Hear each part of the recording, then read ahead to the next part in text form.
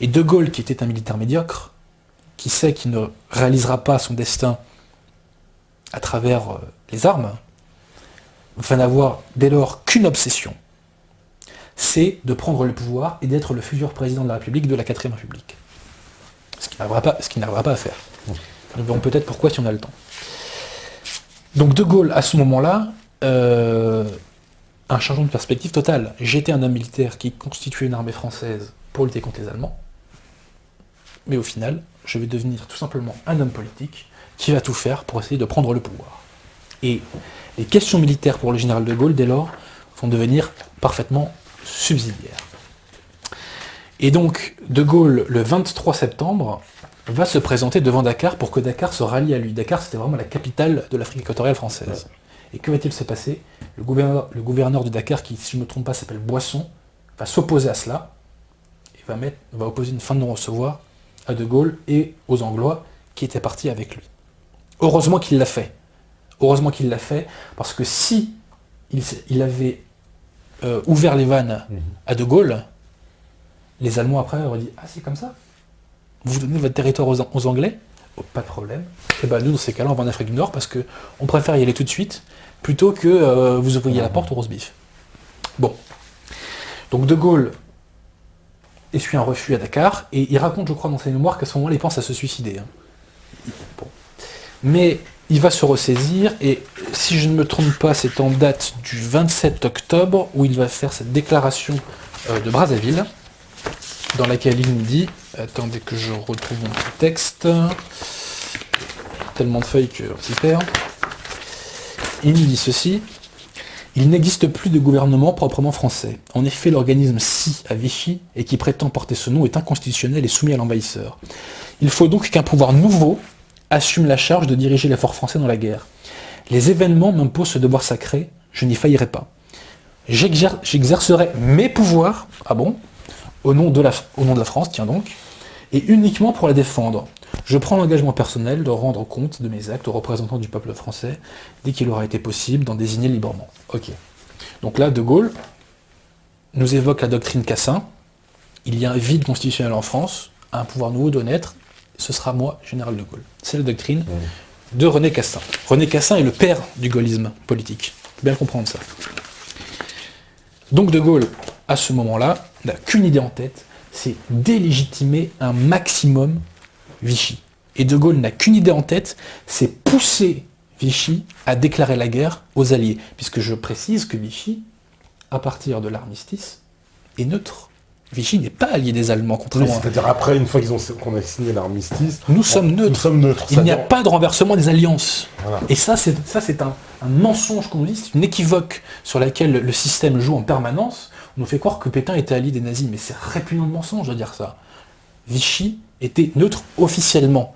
Je dis bien officiellement parce que, comme je vais vous le démontrer, Vichy a continué à combattre contre les nazis jusqu'au bout.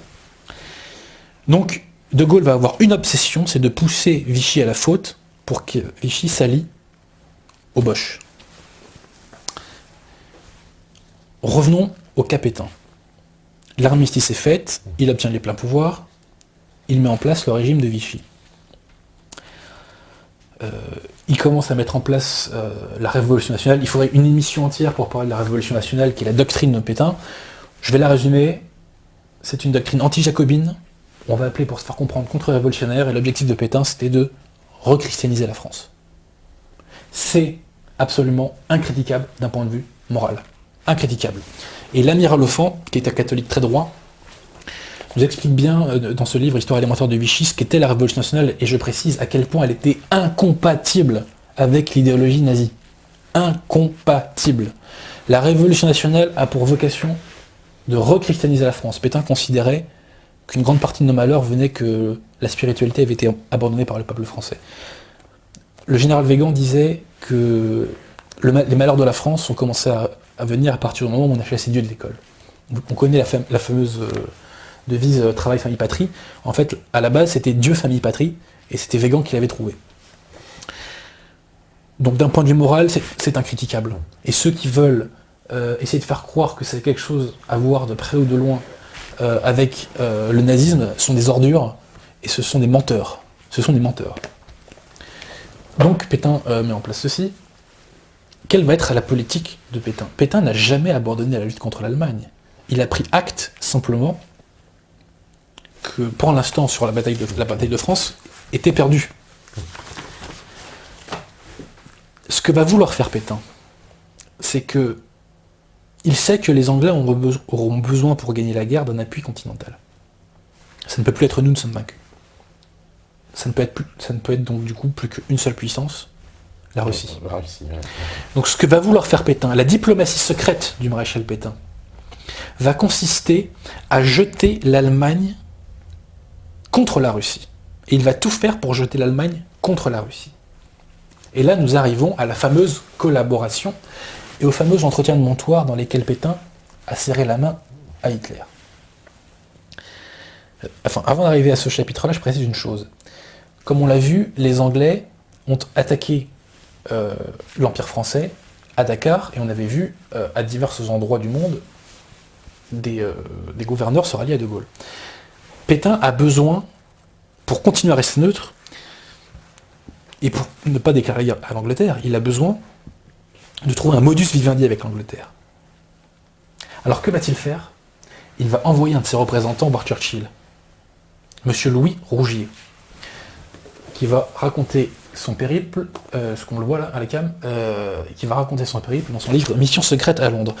Est-ce que les gens sont au courant que Pétain a envoyé un négociateur voir Churchill? Ah non, ça c'est complètement occulté. C'est interdit. Ouais.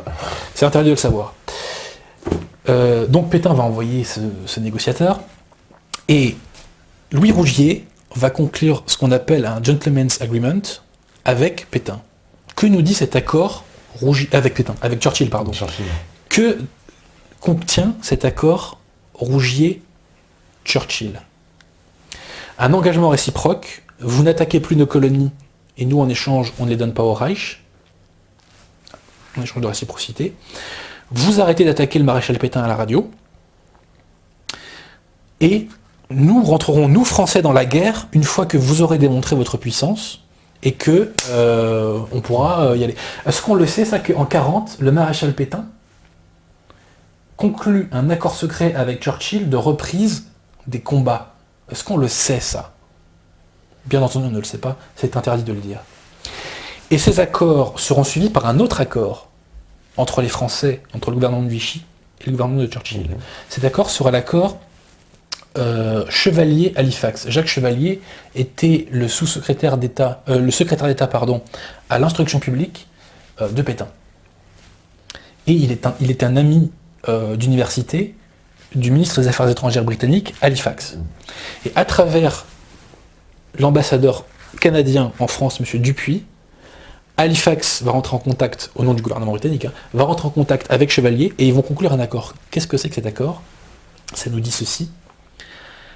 Nous allons créer entre nos deux pays une tension artificielle.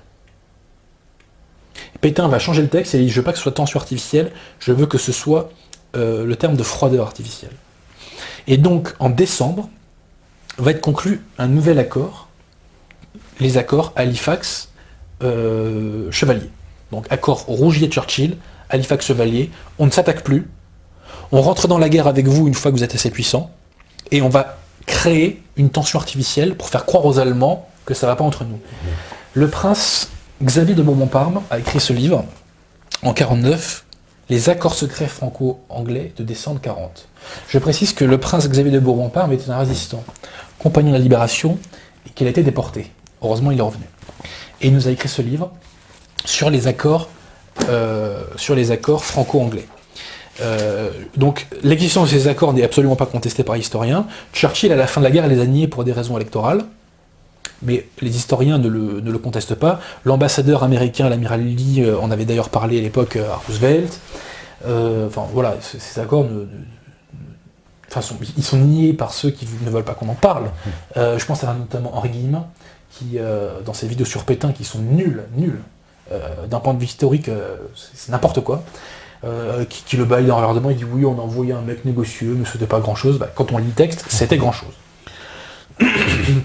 Et d'ailleurs, ce qui est intéressant, c'est que le Times, dans son éditorial du 31 décembre 40, alors que l'accord date du 9 décembre, hein, puisque Dupuis envoie un télégramme pour dire que tout va bien, hein, ça veut dire on a ratifié. Dupuis, qui était, je me répète, l'ambassadeur canadien, qui était l'intermédiaire entre les deux. Donc cet accord est fait le 9 décembre, et le Times, dans le 31 décembre, nous dit « L'Angleterre suit tout ce que fait Pétain pour s'opposer aux tentatives d'Hitler d'humilier la France. » Donc, un discours plutôt bienveillant.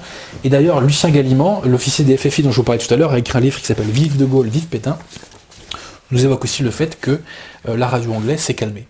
Et surtout, quelle était aussi, j'ai oublié de le dire, l'importance de ces accords, c'était de desserrer le blocus, parce que les Anglais avaient fait un blocus continental qui affamait la France. Sachant que les Allemands étaient maîtres des matières premières, et en plus, derrière, on avait les Anglais qui nous empêchaient de ravitailler. Et donc, en fait, ce que voulait Rougier au début, prioritairement, c'était desserrer le blocus. Et donc, ceci, le prince Guy de Bourbon-Parme nous l'explique bien, c'est que ces accords, enfin l'application de ces accords, c'est illustré, notamment, par le desserrement du blocus qui a permis à la France de respirer un petit peu. Donc on le voit, Pétain a une diplomatie de combat orientée contre l'Axe. Et il a d'autant plus une diplomatie de combat que le 4 août 1940,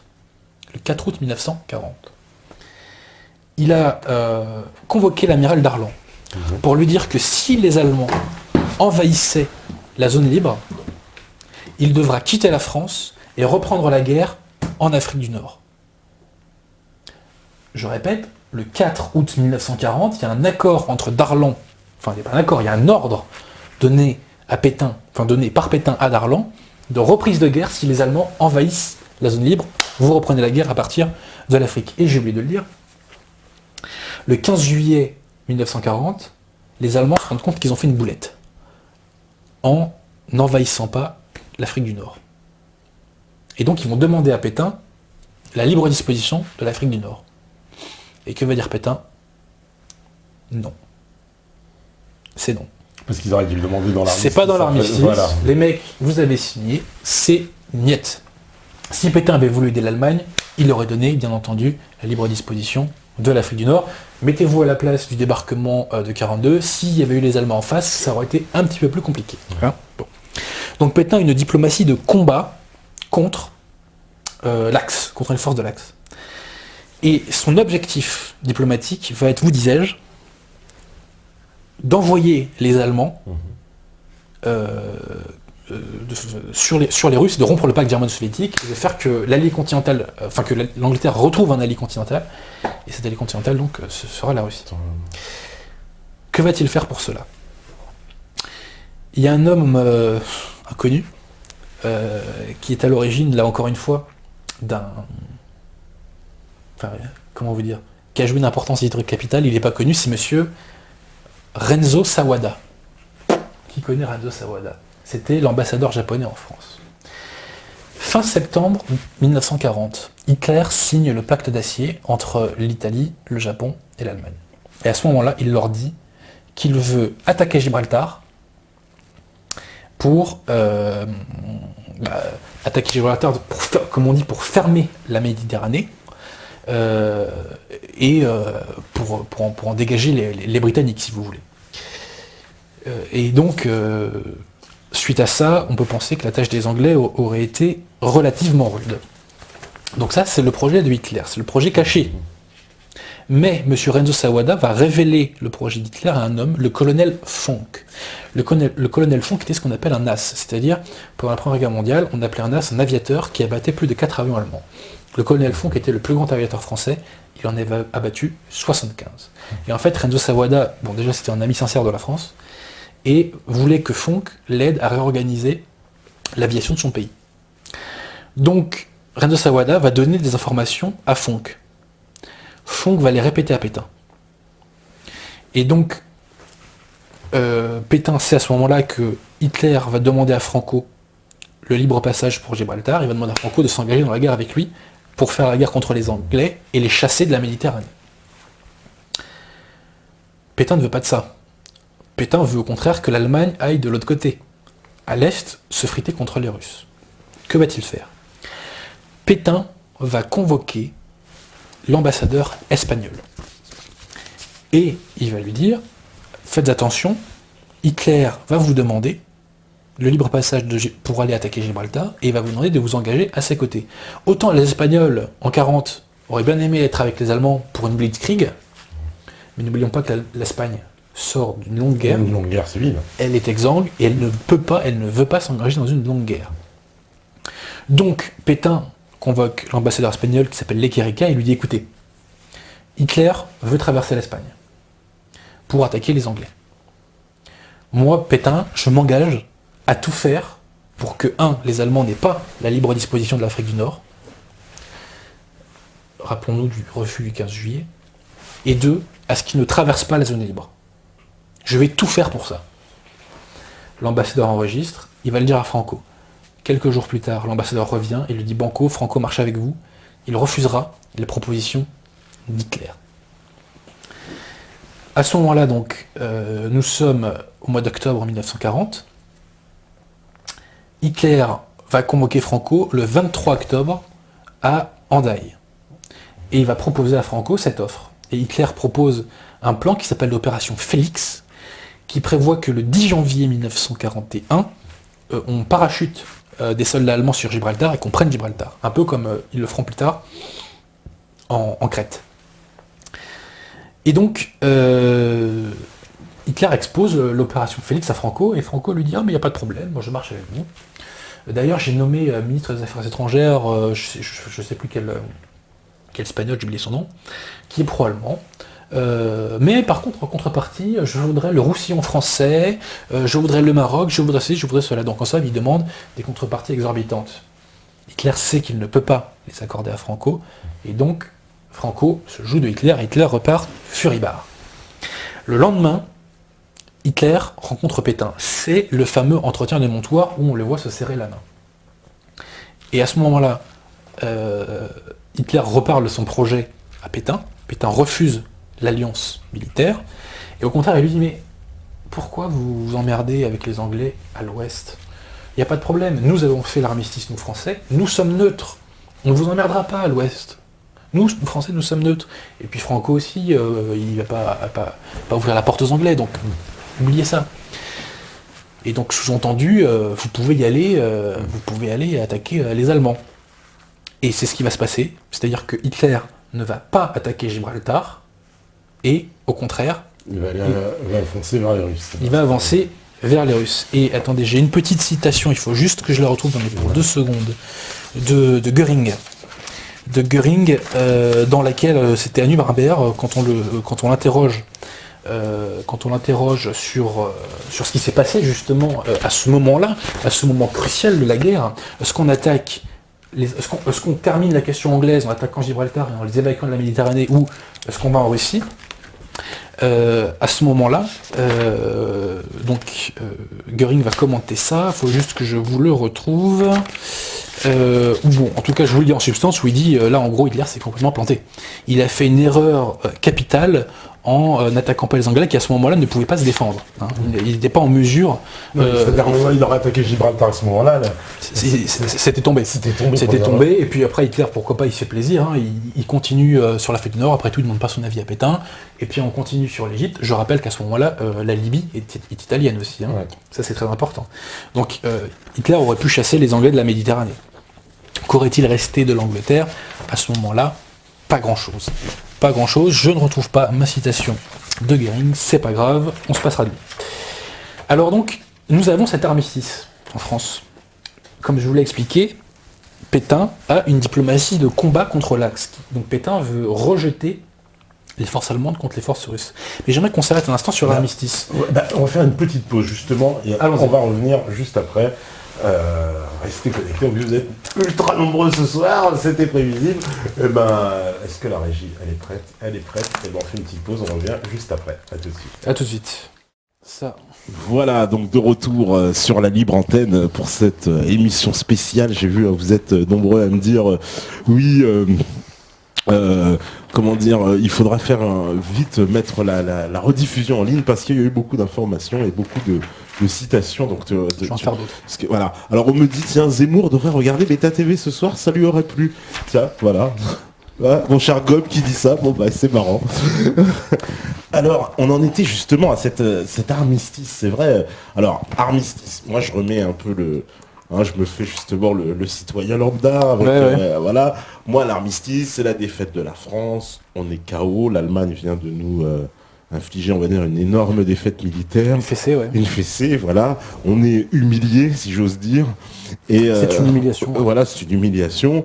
Donc, on accepte. Et finalement, c'est vrai que les Allemands ne sont pas si méchants, finalement, avec nous. Ils exigent moins, en tout cas, que ce qu'on pensait. Alors, ils reprennent l'Alsace-Lorraine. Bon, ça, ils exigent moins pour deux raisons. C'est que, Hitler avait peur que la flotte française rejoigne les Anglais si lui tentait de mettre la main dessus. Et deux, c'est qu'il espérait éventuellement faire une paix séparée avec l'Angleterre. Et ça se sait peu, mais il y a eu des négociations en Suède entre les émissaires anglois et teutons pour faire une paix. Et heureusement qu'elle ne s'est pas faite là, parce que je pense qu'elle aurait été faite contre la France. C'est ce que j'allais dire, c'est une paix dans le dos des Français. Oui, ça aurait fait mal, et puis surtout on se serait tapé le nazisme encore pendant des années, donc bon, bref, ce serait pas la joie. Juste avant d'arriver sur l'armistice et la résistance, j'ai évoqué tout à l'heure, vous savez, l'entrevue de Montoire dans laquelle Pétain a serré la main d'Hitler. Ouais. Je vous ai expliqué... Chose qu'on lui a reproché. Bien sûr. Jusqu'à aujourd'hui. Bon, petite parenthèse, quand Adolphe Thiers avait serré la main de Bismarck, ça avait moins choqué, alors que ça revenait strictement au même. Sachant que, donc je vous ai évoqué quelle était la stratégie diplomatique Pétain, quelle était la diplomatie secrète de Pétain pour empêcher les Allemands de continuer à l'ouest et les envoyer à l'est. Mais Pétain a prononcé ce mot de collaboration. Il l'a expliqué, si vous voulez, à son procès. Pendant qu'il était au pouvoir, il était contraint de faire et de dire des choses qu'il ne voulait pas, qui allaient contre sa volonté, mais face à l'occupant, eh bien, ma foi, il était contraint de le faire. Et il a prononcé ce mot de collaboration. Mais qu'est-ce que c'était la collaboration ? Je vous l'ai dit, c'était un petit gris-gris qu'on donnait aux Allemands pour leur faire croire qu'ils étaient tranquilles à l'ouest, et deux, c'était aussi une collaboration économique pour que les Allemands nous donnent des matières premières pour qu'on puisse continuer à faire tourner notre économie. Donc c'était cela. Et donc il y a eu une équivoque autour de ce mot de collaboration. Et on s'est dit, mais alors finalement Pétain, il a vraiment souhaité la victoire de l'Allemagne. Eh bien voyons ce qu'en pensent certains personnages. Sachant que, petite parenthèse, tout ce que je vous explique là nous montre bien que Pétain, bien évidemment, la diplomatie que je vous ai démontrée, que je vous ai expliqué, et qui est très bien expliqué dans ce livre de Louis-Dominique Girard, Montoire, Verdun diplomatique, ça c'est un des livres qui a marqué ma vie. Je le lis, franchement, il est dans le top 10. Mais ça corrobore, alors juste petite parenthèse avant que je vous donne l'exemple, ça corrobore un peu ce que dit quelque part François Asselineau quand il parle de cette période où il dit que Pétain il recevait l'ambassadeur américain, qu'il l'a reçu jusqu'en 1942, il me semble. Oui, tout à fait, ouais. Et il disait oui que justement Pétain, quand il recevait l'ambassadeur américain, il lui disait « Nous sommes de votre côté, ne vous inquiétez pas, etc. » Ce qui était la vérité, oui. Mais bon, ceci posé, Asselineau, j'ai beaucoup d'estime pour son travail sur l'Union Européenne. Pour ce qui est du gaullisme, il a récapté. Il y a beaucoup de gens de l'UPR qui doivent être là ce soir pour cette contre-histoire de De Gaulle. Je le dis avec toute l'estime que j'ai. Avec toute l'estime que j'ai pour son travail sur l'Union Européenne, qui est vraiment exceptionnel, rigoureux, carré, sourcé, vraiment c'est une machine à outils qu'il donne vraiment aux Français pour comprendre l'Union Européenne et ses vices. Mais alors sur le gaullisme, il est complètement ringard. Je veux dire, c'est complètement ringard ces positions, quoi, côté de la plaque. Mais c'est pas grave, On peut pas, il faut voir la bouteille à moitié pleine. D'accord. Faut pas se focaliser sur le vide, quoi. Bref. Donc, est-ce que Pétain, finalement, vous disais-je, a voulu la victoire de l'Allemagne ? Donc, je vous ai expliqué sa diplomatie de combat. Voyons ce qu'en pensaient certaines personnalités.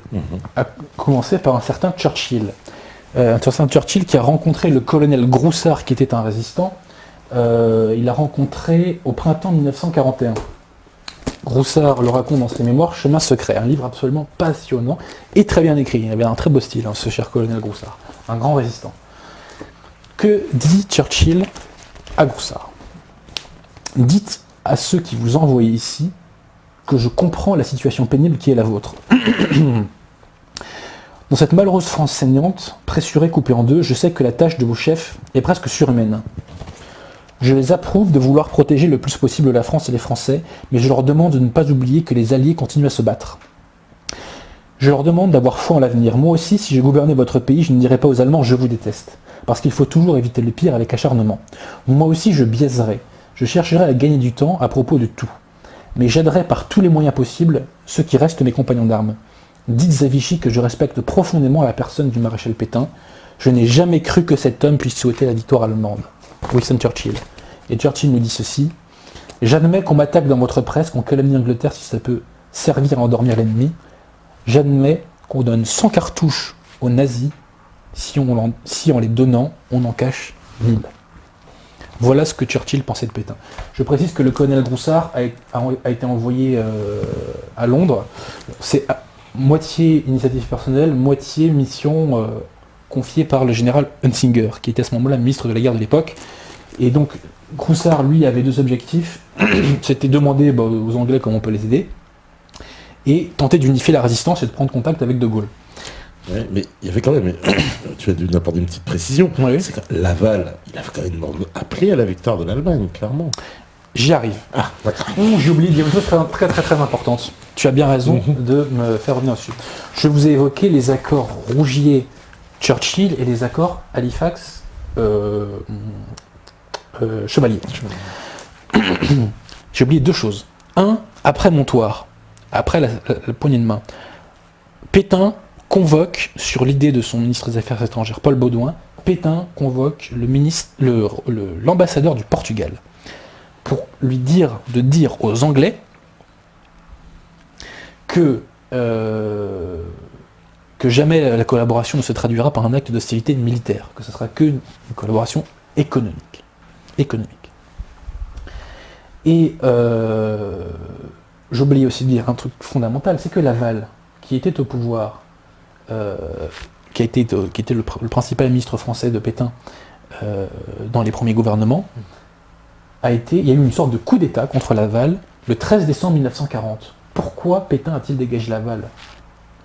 Parce que Laval voulait attaquer militairement le Tchad qui était passé au gaullisme. Et ceci aurait conduit à une déclaration de guerre à l'Angleterre. Ce que Pétain voulait éviter à tout prix en vertu des accords qu'il avait signés, Rougier-Churchill.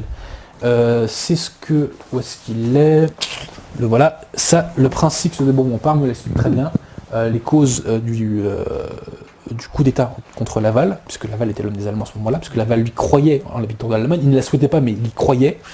Laval était congédié parce que il s'était engagé auprès des Allemands à reprendre le Tchad militairement, et ça Pétain ne le voulait pas, parce que ça serait contrevenir à ces accords qu'il a passés avec les Anglois.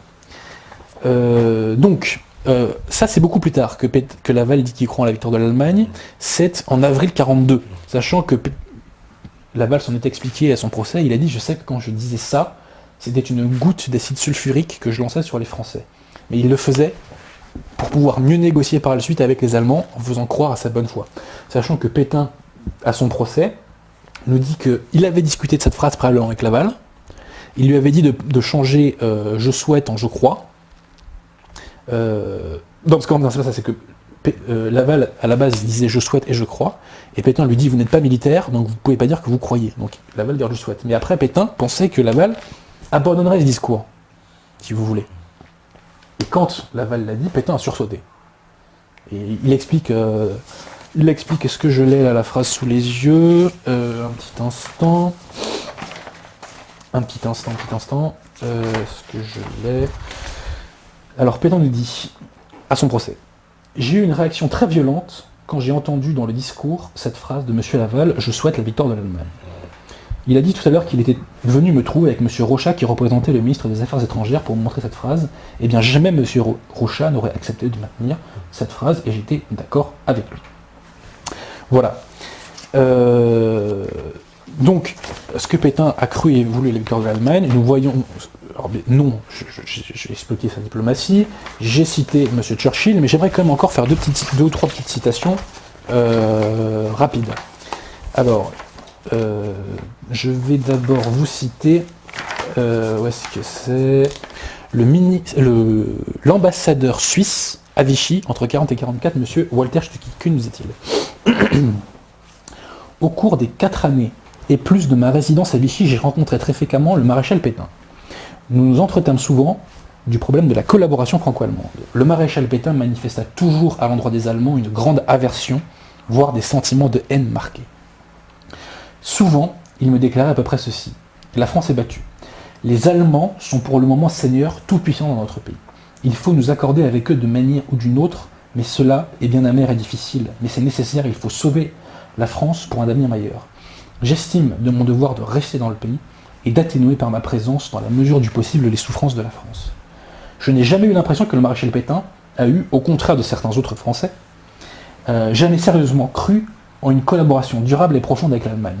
Je sais, d'après de nombreuses remarques de diplomates et d'officiers allemands, qu'on ne se faisait point d'illusions en Allemagne sur les véritables sentiments et intentions du maréchal, qu'on ne lui accordait aucune confiance et qu'à toute occasion on essayait de réduire ses pouvoirs et son influence et qu'il était étroitement surveillé. Est-ce qui veut dire que les Allemands n'avaient pas du tout confiance donc Je lirai tout à l'heure un extrait d'une lettre de Ribbentrop et vous verrez ce que les Allemands en pensaient de Pétain. Et tu vas être surpris. J'aimerais citer aussi un gaulliste, le général Lafargue. Que nous dit-il à ce sujet-là? Je parlerai de la bataille d'Attente. Au lendemain de 1940, la France a mené une double lutte. À l'extérieur, une lutte offensive, à l'intérieur, une lutte d'attente. Nous étions transformés en Alésia, un Alésia de 38 millions d'habitants, un Alésia qui a duré 4 ans, dans lesquels cette fois c'est Vercingétorix qui a connu son Tullianum. Cette bataille d'attente a été menée par le maréchal Pétain en France. Elle a comporté 2 phases. La première bataille d'attente, vous excuserez un militaire de parler de bataille, a duré depuis l'armistice jusqu'au 11 novembre 1942. Nous verrons pourquoi le 11 novembre 1942. Puis il y a eu une seconde improvisée du 11 novembre à la fin. Dans la première, le maréchal était demi-prisonnier, dans la deuxième, c'était un prisonnier. Il fallait quelqu'un qui fût capable d'encaisser, d'avaler non pas des couleuvres, mais des vipères, des pelotes d'épingles et de porter une couronne d'épines. Eh bien, le maréchal en a été capable. Que nous importait Montoire? Que nous importait la collaboration dans ces conditions? Cela passait au-dessus de nos têtes, cela nous était nécessaire comme une couverture. Et si Montoire et la collaboration n'avaient pas existé, je dirais même qu'il aurait fallu les inventer pour nous couvrir, parce que nous avons agi en conséquence. Donc ça, c'est un gaulliste, le général Lafargue, qui déclare cela au procès Pétain. Voilà.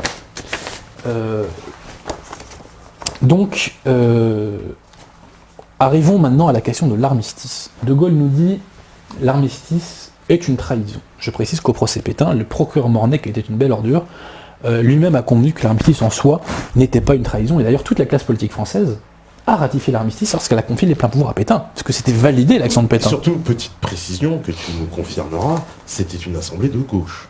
Oui, tout à fait, c'était l'Assemblée du Front Populaire, tout à fait.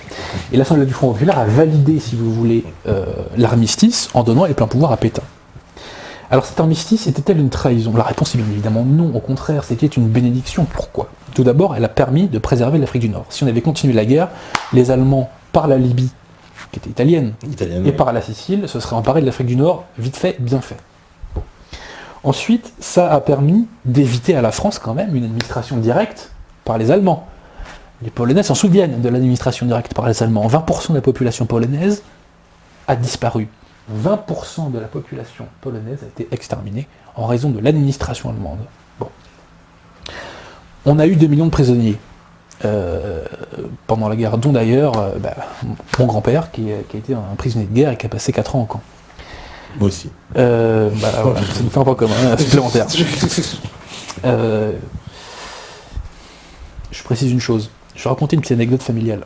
Mon grand-père a passé 4 ans en camp. Mon grand-père était de Provence. Quand il est revenu, quand il est parti à la guerre, il faisait 80 kilos. Quand il est revenu, en gros, il en faisait 40, quoi. Il y a des gens sur internet qui m'agacent un peu, qui nous disent que, en gros, les camps allemands, c'était le Club Med, quoi. Stop. Là, on va s'arrêter. Quand on laisse crever les gens de faim, et quand on les fait travailler 10-12 heures par jour, c'est pas le Club Med, d'accord? Et d'ailleurs, c'était fait à dessein, puisque Hitler cherchait à réduire, il faisait une guerre démographique aux autres pays d'Europe.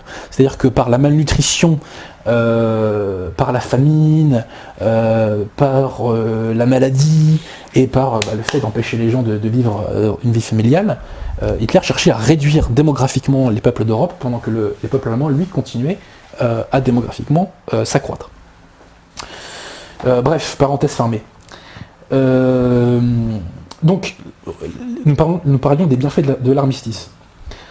Donc l'Afrique du Nord est préservée. Au lieu d'avoir 5 millions de prisonniers, on n'en a que 2. entre guillemets que, nous avons la zone libre.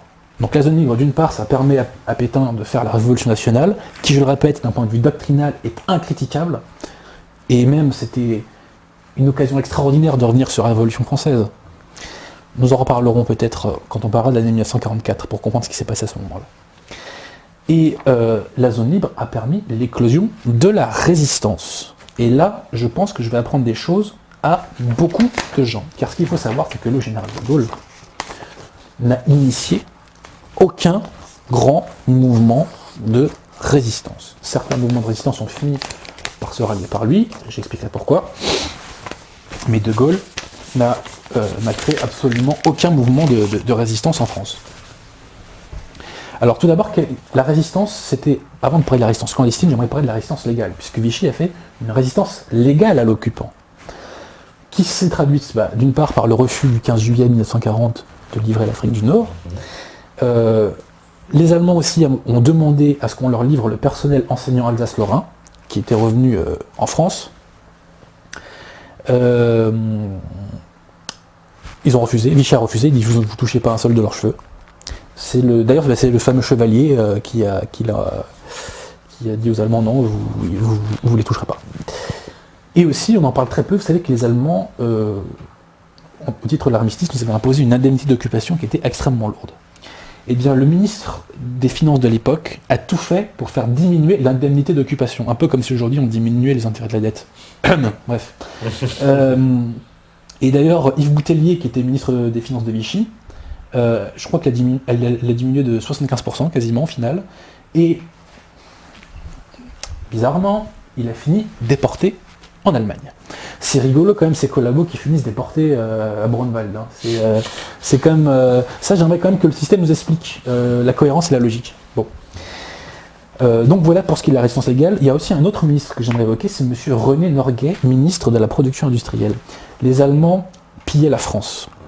Et donc le ministre de la production industrielle a créé des offices de répartition des matières premières qui servaient donc d'une part à répertorier les matières premières et surtout on trafiquait les chiffres, on trafiquait la comptabilité, on en camouflait, etc. Et donc il y avait un poste qui avait été créé administratif, j'ai plus le terme, mais en gros les personnes qui étaient à la tête de ces offices de répartition, une très grande partie d'entre eux aussi ont fini déportés, et René Norguet a été également déporté, un autre collabo qui finit déporté. Bon. Maintenant nous allons parler de la résistance, de l'éclosion de la résistance. Et bien là, je vais surprendre des gens, mais les premiers mouvements de résistance et les plus importants mouvements de résistance, comme nous le verrons, d'un point de vue militaire, sont issus de Vichy. Alors là, ils me disent, mais Adrien, tu bugs complètement.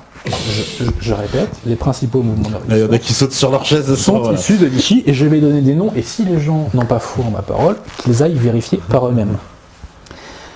J'ai évoqué tout à l'heure le colonel Groussard. Le colonel Groussard n'était pas pétainiste, hein. Il n'aimait pas Pétain, et d'ailleurs dans ce livre il les gratine beaucoup. Mais le colonel Groussard a commencé à faire son réseau de résistance en 1940, un réseau paramilitaire et un réseau de renseignement qui s'appelait, je crois, le Centre d'études et d'information.